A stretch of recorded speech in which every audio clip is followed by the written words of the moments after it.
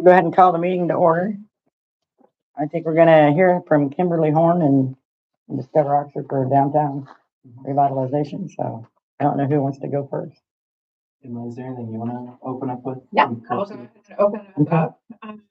So I'm Emily Albarn with the Kankakee Iroquois Regional Planning Commission, and we were the grant writers and administrators for this project. So the town applied for a downtown revitalization group from the Indiana Office of Community and Rural Affairs to work with Kimberly Horn and Discover Oxford to put together a plan that's essentially going to be outlining a vision for what downtown can be and what that's going to look like in all different components for just making some improvements for longevity of the downtown. So I know Matt has a great presentation put forth for you. The plan has been approved. I believe that we got final approval from Okra. So it's a two-step approval process. A draft is reviewed to make sure that it's meeting technical requirements, making sure that Kimberly Horn is checking all their boxes, but also making sure that it's meeting the requirements of the state. So then we went back and forth a little bit, and here we are with recommendations from that plan. So. That's great.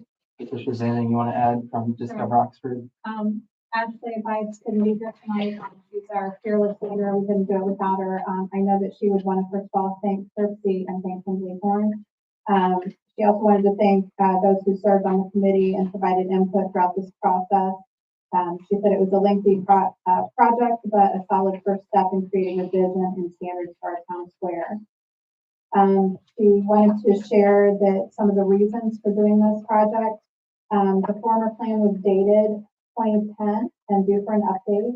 The downtown plan identifies community priorities, provides focus for our Discover Oxford and for the town council. Having a current downtown revitalization plan is a prerequisite for larger grant opportunities through Okra and to actually do the suggested improvements that they're going to share with you tonight. And then another tool to help us in our conversation with NDOT about our desire to preserve the BRIT while improving drainage, traffic flow, accessibility, and pedestrian safety as they prepare for paving sidewalks throughout the project. So thank you. That's great. Yeah, thanks for that background. My name is Matt Luce. I'm a landscape architect with Kimberly Horn, and I was managing the project on the consultant side, working with Discover Oxford in the town to complete this plan. So what I'm going to do is just kind of walk us through the process of how we got to where we are today, and then happy to answer any questions that there are from town council or if people on public. I guess just to step back and talk about a timeline first. Kimberly Horn submitted on RFP request for proposals for this project back in October 2024. So it's been a while since we've been working on this. We were finally selected. We interviewed for the project and were selected at the end of 2024.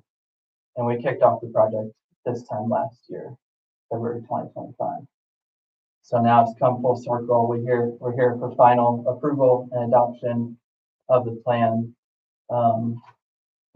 The steering committee was a really big part of this. It was made up of about 10 to 12 people from the town, representation from business owners on the square, Tina on town council and town clerk, were on the steering committee, and obviously Discover Oxford on the committee as well.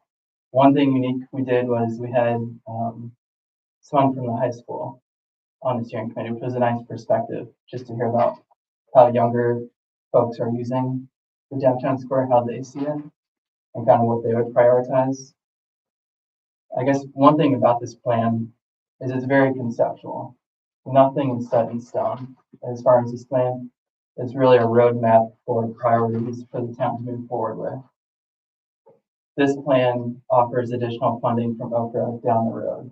So we need to do this downtown revitalization plan to open up additional funding sources to actually do some of the projects we're identifying tonight. So that's the steering committee, that's the timeline. We met with the steering committee 3 times throughout the project, which is really just a good milestone, checking in and showing different deliverables throughout the project. So in the first steering committee meeting, which was, let's see, last April, we tried to understand what the priorities are of the project. And one of the things we like to do is what we call the priority pyramid exercise. So we provided a list of different priorities for the steering committee to rank for this project. And what we did was take that back, kind of understand what the priorities are. And then as we move on throughout the project, we go back and make sure we're hitting on those top priorities for this project specifically. Just to say what those are, so we're all on the same page.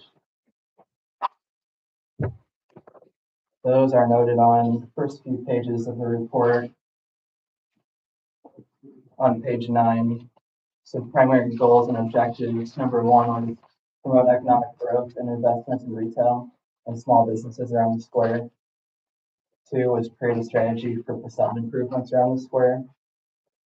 3 was provide updated, safe, and fully accessible connections to the downtown square. That was a big one we hit on throughout the project. And 4 was maintain the rural small town aesthetics of Oxford through the preservation of historic bricks and mature trees in the square. So those were kind of making sure we hit on those as we work through this project. So as we start to look at some of these recommendations, those enforce those goals of this.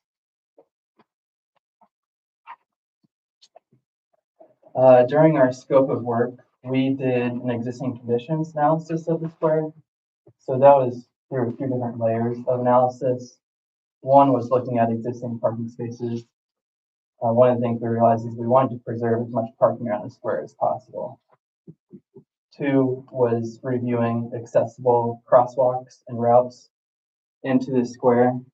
And one of the big takeaways was there's really not many accessible crosswalks. You come across to a curb, and this intersection of 352 coming over to North Justice Street is really a very busy intersection and needs improvements from the pedestrian side specifically. Other things we looked at was consistency of site furnishings around the square, what the quality is of those benches, tables, trash receptacles, items like that. We looked at existing property uses around the square, whereas the vacant lots, retail, residential.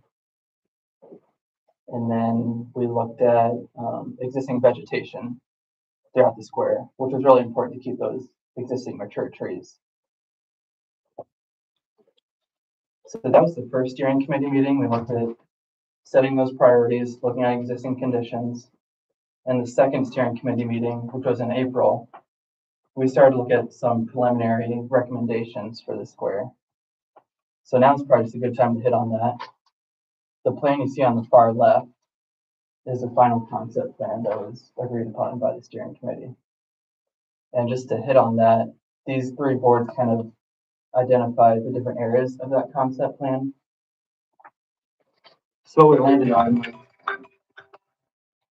like I said, preserving a lot of the parking around the square, preserving the existing historic bricks on the streets, and preserving existing tree canopy within the interior of the square itself. On the northern side, We identified this as a future pedestrian area, a pedestrian corridor. We have a few images over here. This is downtown Lebanon. They have overhead string lights and they shut down one side of the square to help with farmers markets and just other town events. So thinking that that north side could be shut down and utilized for events on weekends. On the south side, keeping the parking as much as we can, but trying to help with these crosswalks to get across. We realize that this is a really long crosswalk, so we're introducing some bump outs on either side to reduce the intersection length for pedestrians.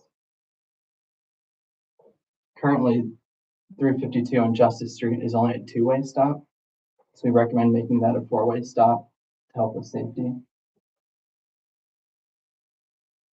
On the interior of the square, which is something that this board is showing, currently the existing gazebo is over here more in the middle of the square, but we're recommending relocating or rebuilding that over here where number 5 is, and then using this northwest corner to be pedestrian focused as well. So that'd be a paved area with movable tables and chairs. We know that this number 10 up here is the gas station is going to be redeveloped and it's going to be more pedestrian focused. So we thought it made sense to keep those kind of linked together and have this pedestrian connection across the top too. Other items, there is the flagpole and the current war memorial was relocated to the corner of the square for more visibility at this intersection. Trying to keep open some lawn space in the middle just for informal events. And then along here, having more pedestrian hardscape space as well. So it really just opens up the opportunity for food trucks, farmers market usage, Dan Patch Days. Obviously this area is used as well.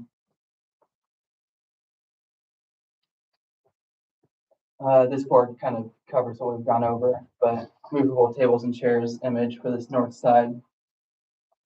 And then, like we talked about on this lower southwest intersection, trying to get some signage with some beacons and lights to see visibility for pedestrian crossing. So this is the core of the recommendations in the plan. Other items we did that are a part of this, we provided a phased concept plan, just to identify different phases of this that could be broken out and funding could be broken out for it. And we tried to identify different like order of magnitude costs for projects. For example, updating site furnishings is something that would be a lower cost than redoing an entire streetscape on the north side.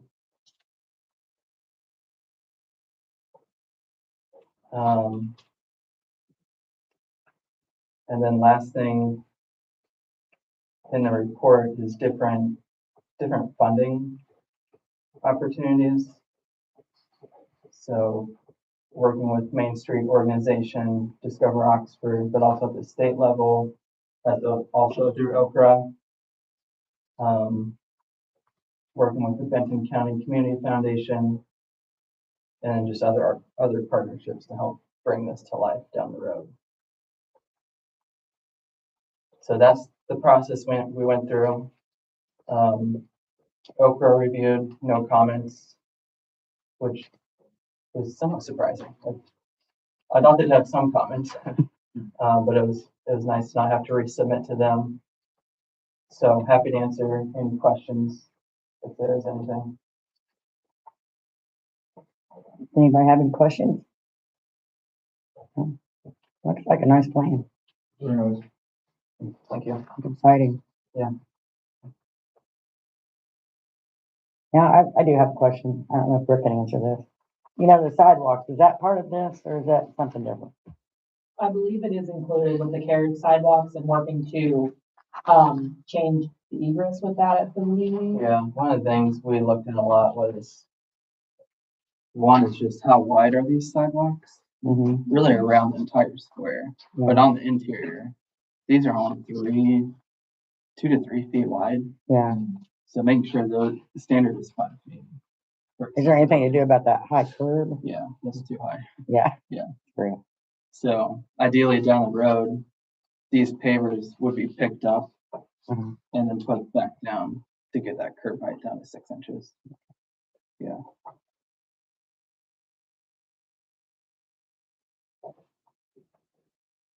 You guys have anything to add? I'm just incredibly appreciative of everything Kenley Horn has done. It was very flattering when he talked about the how involved the steering committee was because they really, I've been in his shoes in one of the other jobs in which I do, and I know the sheer amount of work that they're doing on their end to ensure that the steering committee meetings are as easy and painless as they are. And I also am appreciative that he was able to condense the high points to bring to you tonight. Because as you see, as you look through the bound plan, there's a lot of information in that and things that I hope that we can try to achieve over the next many, many years. So it's been really nice to work with a professional company like Kimley Horn to ensure that this is handled appropriately and to draw all the schematics and details and to do all the research that will make executing it a much simpler process. So thank you to you guys for supporting this and the funders who made this possible because doing the succinct groundwork like this will make the downstream work so much more smooth. So And I think I'm we very excited appreciate about everything that Discover Oxford's doing. You guys have done a great job and we, glad to be working with you. Oxford's a really cool place to be, and I think a movement like this really will only further shine a light on that to people joining the community or visiting. There, no more questions? No? Okay, we can go ahead and close the public hearing. Can I get a motion to close the meeting? I'll second. All those in favor? Aye. Okay. Thanks very much. Yeah, thank you. It's been nice working with you. Yeah, you as well.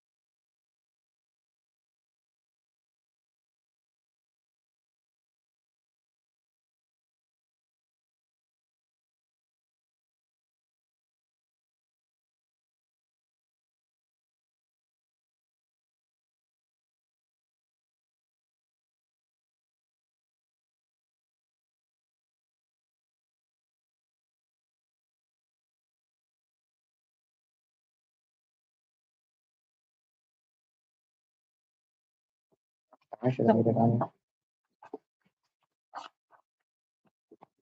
Anybody have any questions about the agenda? We have added a couple things. One of them that we are been asked to write a letter for Discover Oxford for some grant money. Or, Yeah, sorry, I had to think about that for half a second, that was last week. Yes, I emailed Tina and asked if she/USD Town Council would be willing to write a letter of recommendation on behalf of Discover Oxford. Indiana Landmarks, as well as the Indiana Humanities, has offered a grant currently for up to $3,000 for historic education, very broad. But what we are looking to do with those funds, should we receive them, is create some historic narratives about all the structures on the square to educate people, whether current town folks who live here or visitors, on what these structures have been previously, a little bit about them architecturally and why they are significant for whatever reason, as well as what their current or future potential uses may be. We envision these being potentially either paper flyers that would be displayed in windows, or if we can work with building owners of the buildings, adhere them to the external structure of the buildings, for educational landmarks. We have not yet gotten to that part, so exactly what it will look like will be contingent on how much funding we receive, and what the building owners feel is most appropriate for their building. But if we could receive a letter of support from our local government entity, that would go a long way with Indiana Landmarks to secure that funding. work on that. I think Tina and I can work on that Friday. Yeah. I'm on Friday, and then I'm also gonna add a couple invoices for Discover Oxford at the bottom. That's all I have. The invoice for Kimberly Horn, Yeah, that's what I just said. downtown resort, and then the other one, Curbs, yeah. Yeah, one's Kimberly Horn invoice, one's for Curbsy.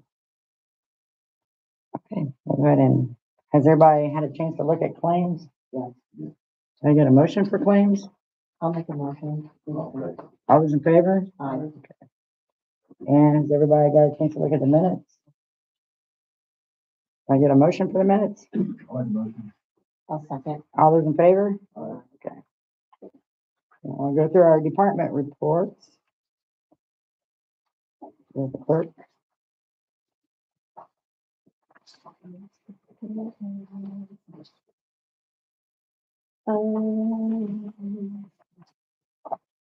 We had, someone from the Indiana State Egg Board came in this past week, just to discuss the requirements for those vendors that are selling eggs, mainly at the, farmer's market, and requirements and all that stuff. She had asked about who does the farmer's market. Explained to her it's been here lately, Discover Oxford. So she just gave me some information to pass along to make sure that those vendors are doing what they need to do, being out there. And since it is still the town square, and if we're having vendors outside of that, so I got that information. I'll be able to pass along to them. And then I don't know did Jason Fisher get a hold of you? Okay, so I'll let you go over that stuff. Outside that, the deputy clerk, we're just still going along, working on training, all that stuff, and I'm doing good? Yeah. Good. Okay, is that it? that's all I got today. Good. Jordan, how's your department doing? I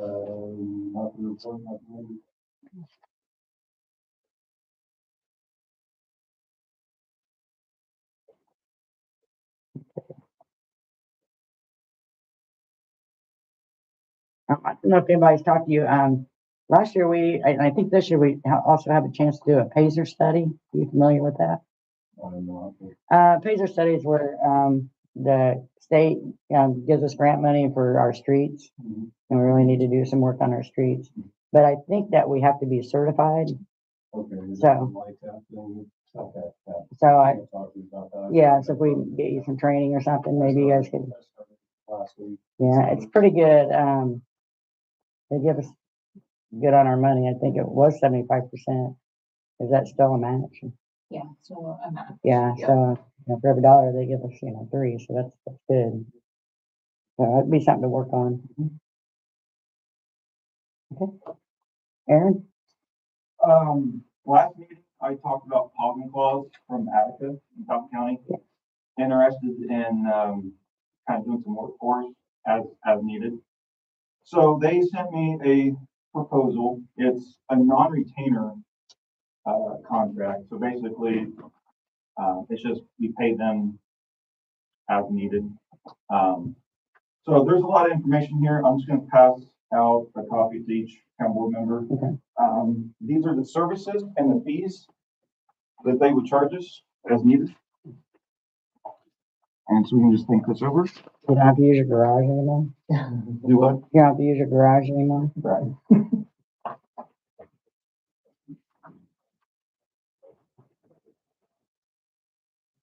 And, I don't wanna put words in his mouth, but, the sheriff also got a proposal, the same thing, and he seemed very interested, in working with them as well. And I will say that in the last couple of years, as we've needed animal control, they're the only agency that's really worked with us, Okay. so. So that's just their proposal, fees and services to think over.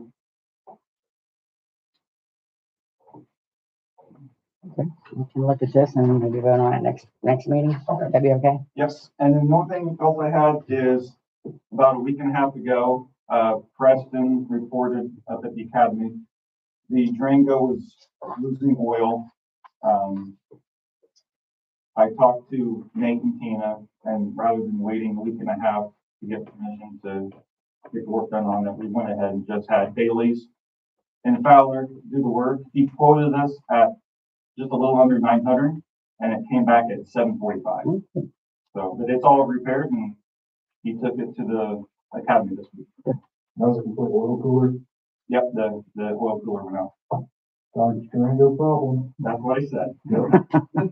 So he said the one that came with it was all plastic, and he went ahead and put a all metal one, but he said we shouldn't have an issue. I get it.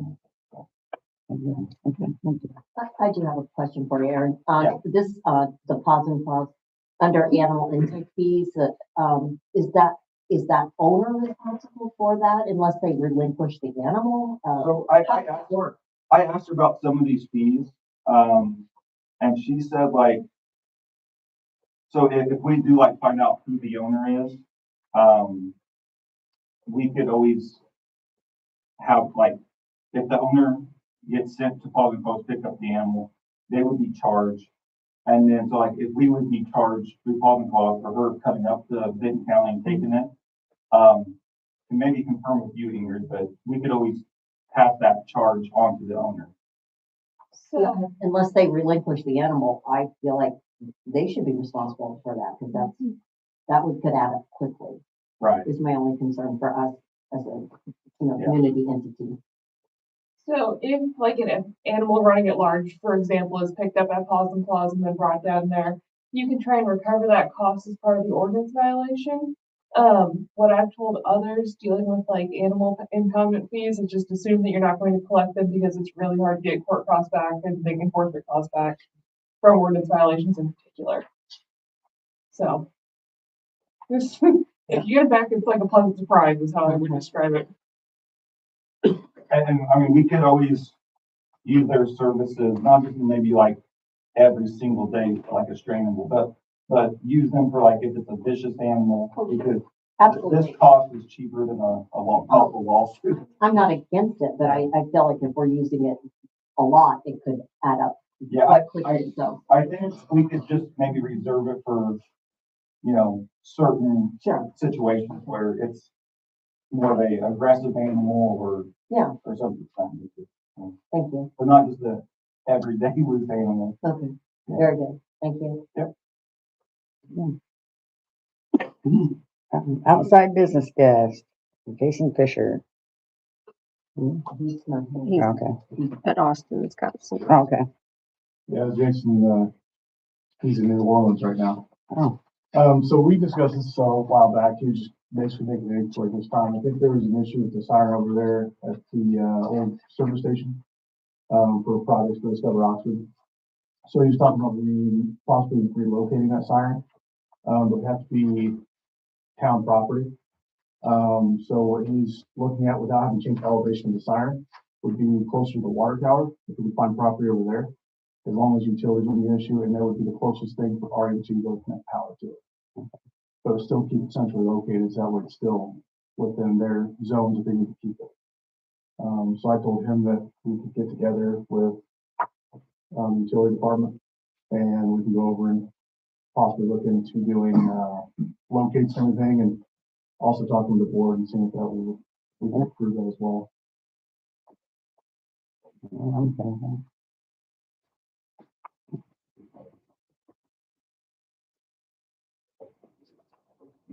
Okay. Let's see. All right. We have a lot tonight, Tina. Okay. Okay, so first thing, you have tonight for your consideration for approval. You have an invoice for grant administration for the amount of $2,400.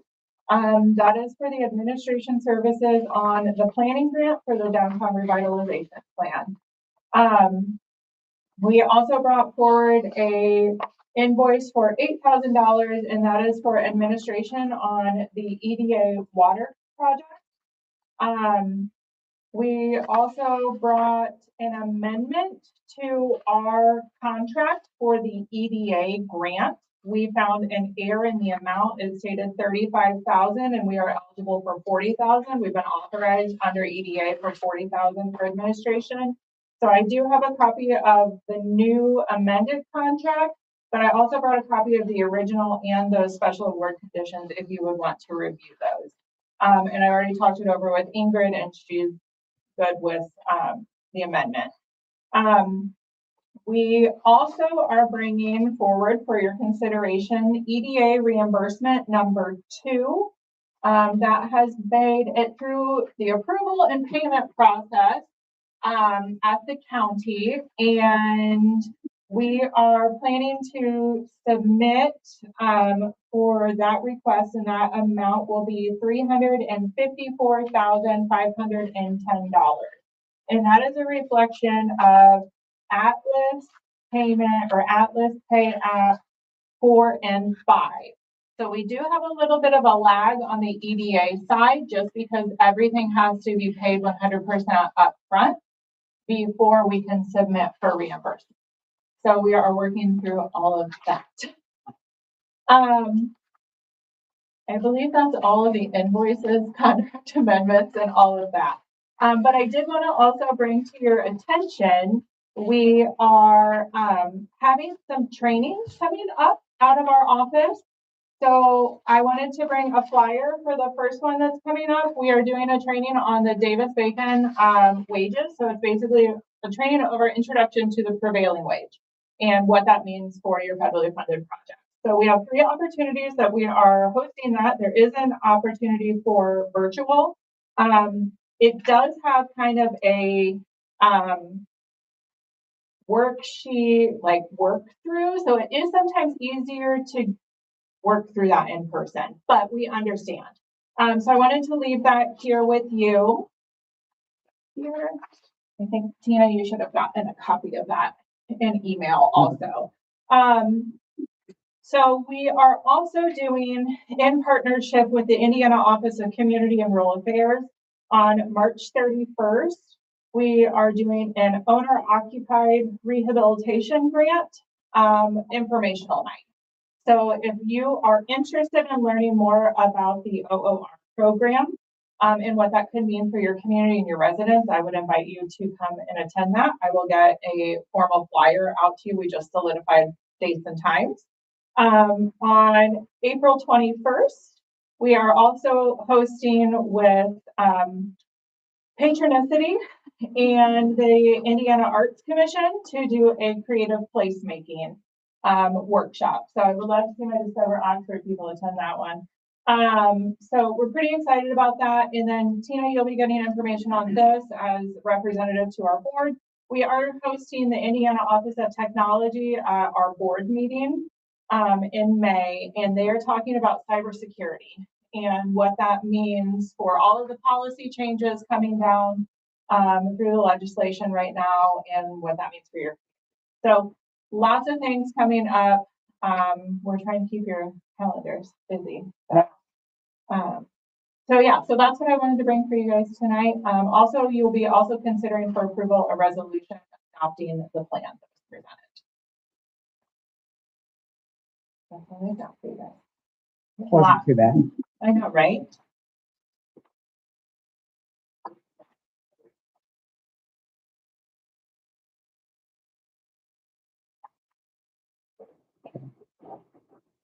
I have some public comments. Does anyone have anything? Do you have anything? Do you have anything? Just curious about the lead situation. Okay, we'll bring that up. Okay. I won't pick mine up, I think somewhere.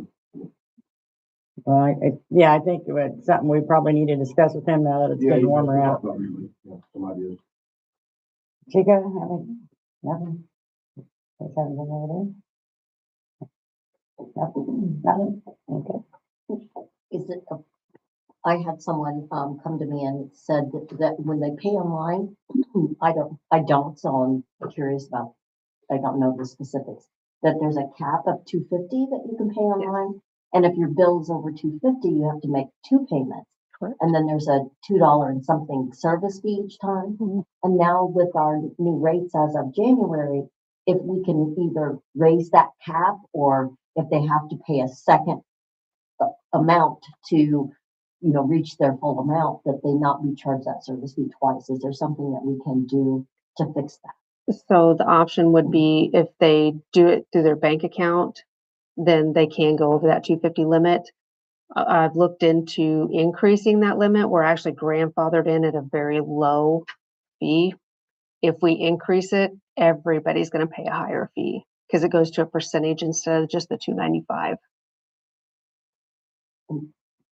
What is that? I mean, if I it's think not, it ends if up it's being 3% at least of the original fee of the bill. of the bill. Mhm. So everybody's would end up going. So if they pay through their bank account, They don't have that 250 limit.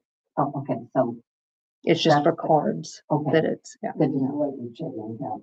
Right. Mhm. Mhm. Okay, all right, I'll let I them know didn't that. know you could do that. Yeah, I don't think people were aware, so Yeah. that might be a good thing we could. And I do let people know that, and especially when it's a new account, when they come in, because our bills tend to get high. And also because if, they've got it set up on auto pay and that bill is over 250, it just declines. It's not a great third-party service, but we are grandfathered in at a lower Maybe, fee maybe than, since our increase in January, that we could maybe put that in newsletter or put it on the bill or some, just a heads up that if they, if we can get a newsletter out again. Somebody want to volunteer to I get know. newsletters out? but I would be happy to share that, if that was Yeah. a concern of somebody. Maybe put it on our Facebook page. Yeah, Maybe that. I could probably get that out. The rates went up. They are, Darn good. they did. Just, I don't think it was a set percent. Um. I do have that information in the office, but I don't know it offhand. But I know the minimum bill right now is about 103.29.59. That's for everything, the sewer, water, trash, storm, yeah, but the minimum bill for overall.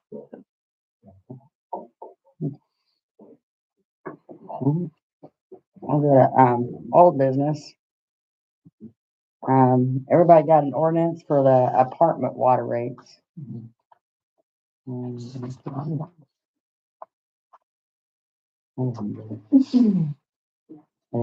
need another one?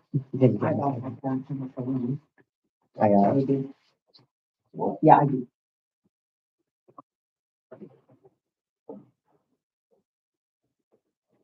Everybody should have got a copy. handed Yeah, down. I got a copy. I handed that. Just handed that out to Yeah, you. I can read it. It's ordinance number 2026-0217.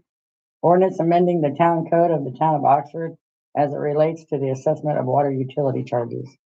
Whereas the town of Oxford owns and operates a municipal water utility, for the purposes of providing water service to residential, commercial, and industrial customers within the town. And whereas the town desires to amend its previous rate ordinance and town code to better clarify the rates assessed to multifamily dwelling units. Now there be it ordained by the Town of Oxford Council, ordinance number 2024-1223A is amended to include the following. In section 5130 of the Oxford Town Code is amended to include the new subsection F as follows. And that is the schedule of water rates, and F is multifamily residential dwelling shall be assessed a minimum charge associated with a 5/8 to 3/4 inch water line per unit regardless of meter size. I think this will better serve the apartments, because they were getting charged an exorbitant amount, like really, really high. So can we vote on that? We can vote on that tonight, can't we? Yeah, I've got it. Yeah, Okay. because that's in the Okay. business. And then the other old business I just want to bring up real quick, McJordan, is the leaves. I know we can't use the leaf back or because nobody can drive it. Yeah. So my proposal would be, I know it's not, nobody's gonna like it, but these big piles, we gotta pick them up. You know, if we take the backhoe and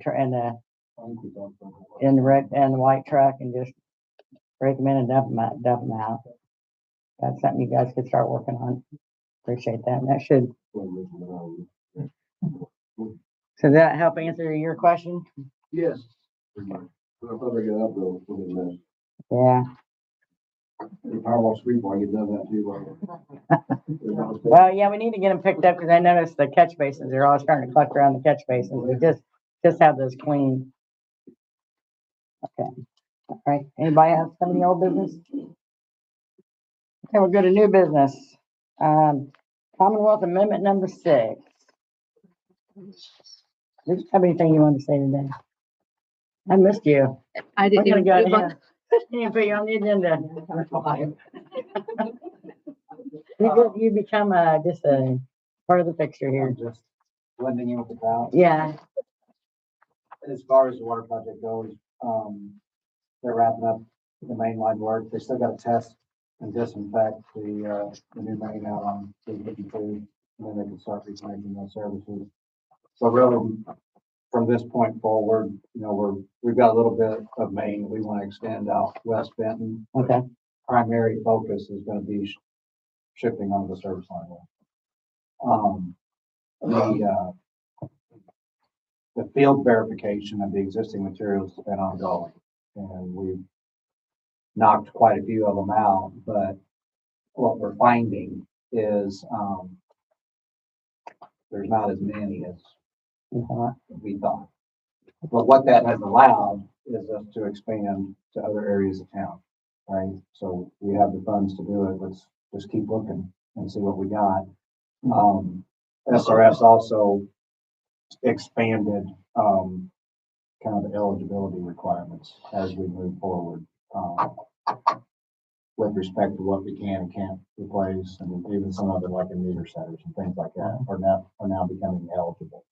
So, our amendment is in support of expanding that scope on the service line side, and it's specifically tied to not only inspection of the replacements that we're doing, but like Simeon and those guys support when they come up in town to work with Atlas to verify things in the field, and then obviously the construction coordination with the SRF folks as we keep providing them with our findings. So that's what our amendment is. It's just additional field inspection on this, specifically for the service line financing, and then the construction engineering building. Are you getting good feedback from people doing their service lines?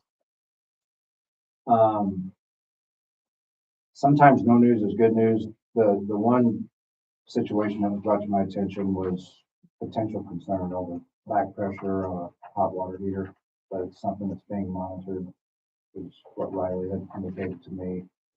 And that was like a one-off. And it has to do with the new meter setters, how they had check valves in them for backflow, I mentioned, to get back to the actual distribution system. But I haven't heard of any negative feedback from my team. You know, if you guys are getting complaints, you need to let us know, so we can reach out to folks Okay. to verify. But our next meeting's tomorrow, and, I think my folks are gonna sit down with you after the meeting, and run through this project and some of the things that have been identified at the water plant, and, gonna help get him crash course ramped up. Now, is Atlas, is their part gonna be done, or are they still doing like with the meters and all that? They're responsible for everything. Okay.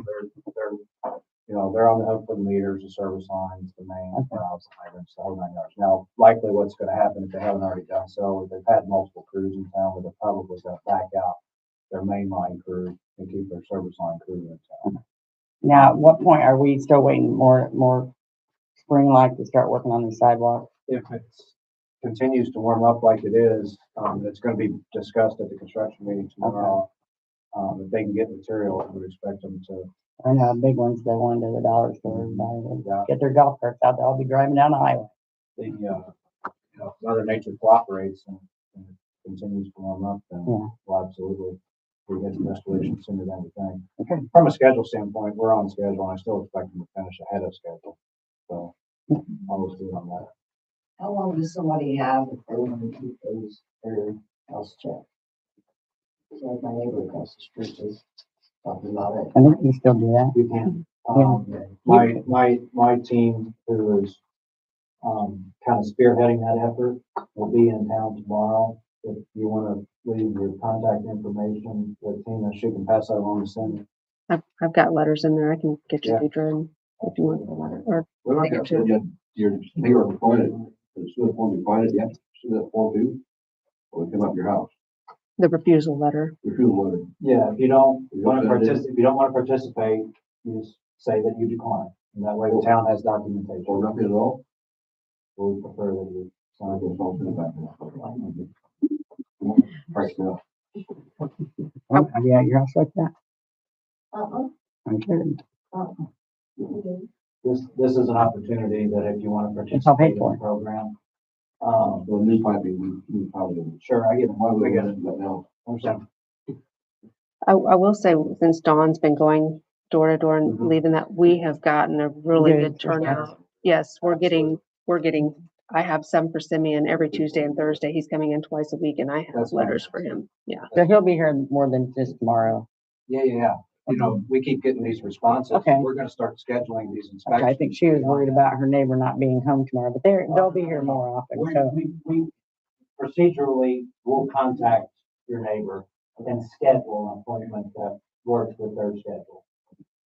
We'll just grab a letter. Okay, and then, did I give him that? John's doing a good job. Yeah. He's pretty sharp. Yeah. Did you give me that?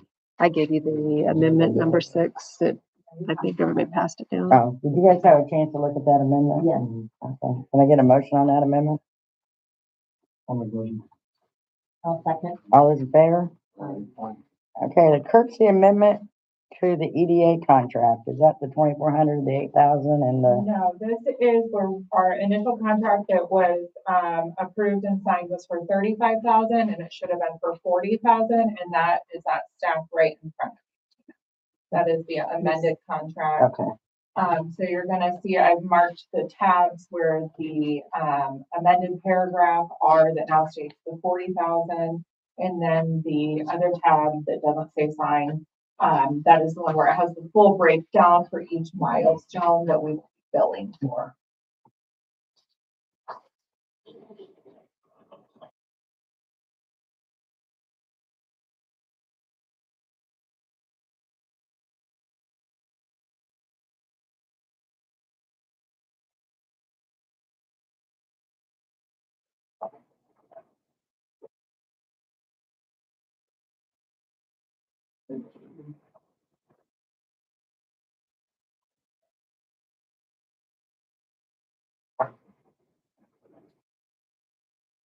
And each milestone is reflected at an 8,000. So it's 20, so basically we start billing at 20%, 40%, 60, 80, and then 100.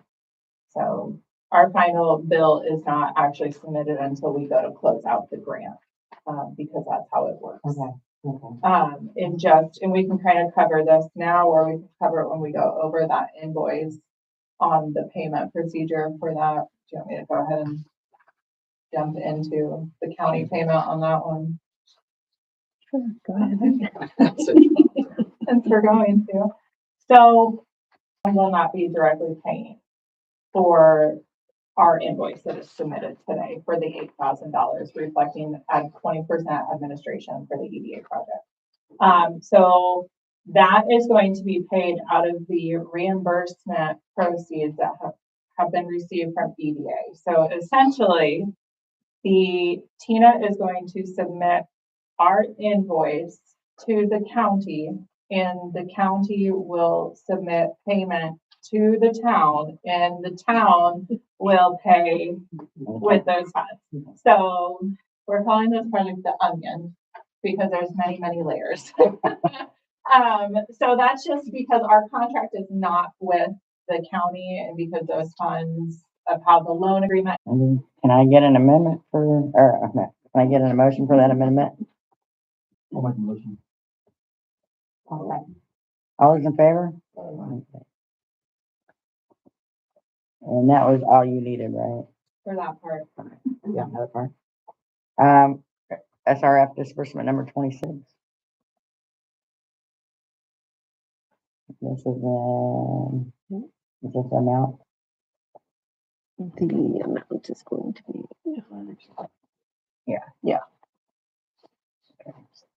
This is for 92,900, not 92,900.